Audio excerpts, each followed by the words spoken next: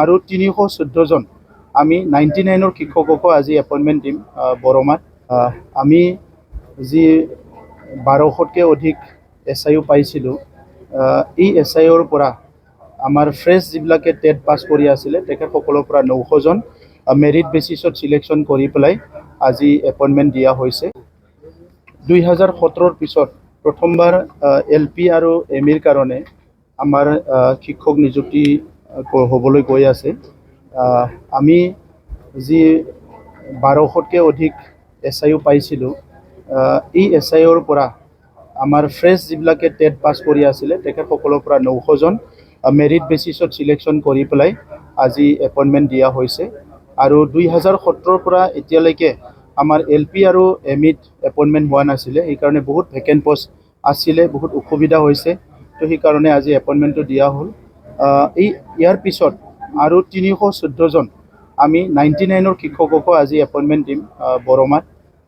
এই 314 জন 99 শিক্ষকসকলে 1999 চনৰ পৰাই বিভিন্ন স্কুলত তেখেতসকলে কাম কৰি আছিলে, কিন্তু তেখেতসকলৰ চাকৰি ৰেগুলাৰ নোহোৱাৰ ফলত তেখেতসকলে বহুত অসুবিধাত আছিলে। গতিকে আজি BTR চৰকাৰৰ আমি পলিচি এটা লৈ পেলাই এই পষ্টৰ পৰাই 314টা পোষ্ট আমি 99 শিক্ষকক দিয়া হৈছে। আৰু আমাৰ টেট পাছ কৰা ফ্ৰেছ কেণ্ডিডেট আছে, আৰু আমাৰ 6 মান্থ টেটৰ আমাৰ কেণ্ডিডেটসকল আছে। তেখেতসকলক কম সময়ৰ ভিতৰতে আমাৰ প্ৰায় 800 মান পোষ্ট ইতিমধ্যে SIOৰ কাৰণে 600 পঠোৱা হৈছে আৰু 200 পঠাম।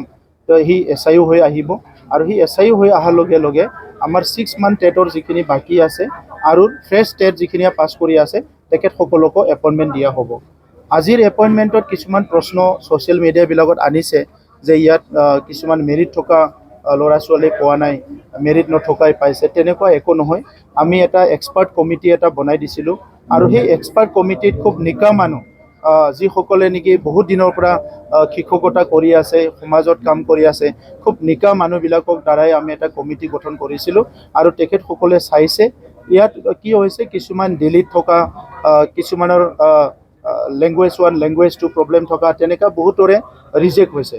তো সেই কথাবিলাক বহুতে বুজি পোৱা নাই, আৰু তেখেতসকলে বিভিন্ন কথাবিলাক ছ'চিয়েল মিডিয়াত কৈছে। আজি এইখন প্ৰগ্ৰাম শেষ হোৱাৰ পিছত আমাৰ ছেক্ৰেটাৰী, ডাইৰেক্টৰ আৰু এক্সপাৰ্ট টিমে একেলগে প্ৰেছ মিট কৰি এই গোটেই কথাখিনি বুজাই দিয়া হ'ব।